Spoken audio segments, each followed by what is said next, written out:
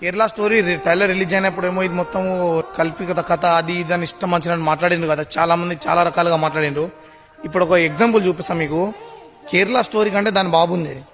10th class అమ్మాయి వాళ్ళ friends, ఇద్దరు ముస్లిం ఫ్రెండ్స్, ఒక హిందూ అమ్మాయిని వాళ్ళ ఇంటికి తీసుకుపోయిండు. పార్టీ ఉందని తీసుకుపోయి వాళ్ళు ఏం చేసిండ్రు, డ్రింక్లా వాటర్లో ఏదో కలిపేసిండ్రు. వాళ్ళు తాగింది, మత్తులోకి వెళ్ళిపోయిన తర్వాత వాళ్ళ బ్రదర్తోని, వాళ్ళ అమ్మ నాన్న కూడా ఫుల్ సపోర్ట్ చేసిండ్రు వాళ్ళ ముస్లిం అమ్మాయిలకు.